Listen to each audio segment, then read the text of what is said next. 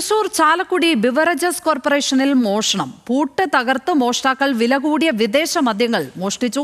CCTV ക്യാമറകൾ തകർത്ത ശേഷമായിരുന്നു ഇന്നലെ രാത്രി മോഷ്ടാക്കൾ കെട്ടിടത്തിനകത്ത് കയറിയത്.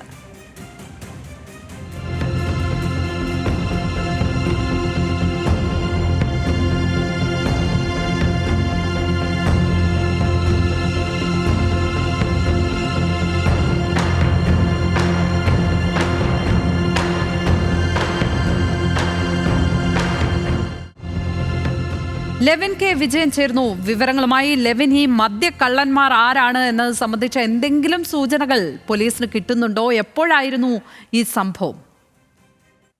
ലക്ഷ്മി, പോലീസിന് ഇതുവരെ സൂചനകൾ ഒന്നും ലഭിച്ചിട്ടില്ല. ചാലക്കുടി ബിവറേജ് കോർപ്പറേഷൻ ഔട്ട്ലെറ്റിന്റെ പ്രീമിയം കൗണ്ടറിൽ ഇന്നലെ രാത്രിയാണ് മോഷണം നടന്നിട്ടുള്ളത്. വില കൂടിയ വിദേശ മദ്യമാണ് മോഷ്ടിക്കപ്പെട്ടവയിലേറെയും. ഇതിന്റെ കണക്കെടുത്താൽ മാത്രമേ എത്ര രൂപയുടെ മോഷണമാണ് നടന്നത് എന്നുള്ള കാര്യങ്ങളിലടക്കം വ്യക്തത വരികയുള്ളൂ. ഏതായാലും ബിവറേജസ് കോർപ്പറേഷൻ ജീവനക്കാരടക്കം ചേർന്ന് ഈ കണക്കെടുപ്പ് നടത്തുകയാണ്.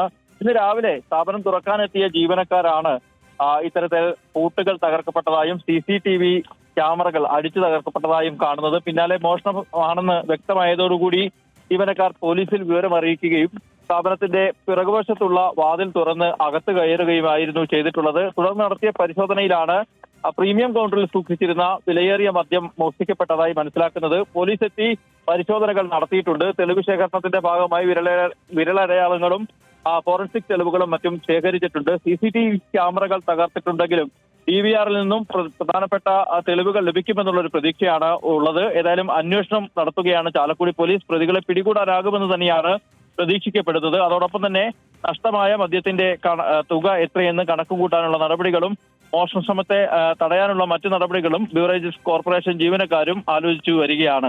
ലക്ഷ്മി, ലെവിൻ കെ വിജയനാണ് തൃശൂരിൽ നിന്ന് വിവരങ്ങൾ പങ്കുവച്ചപ്പോൾ.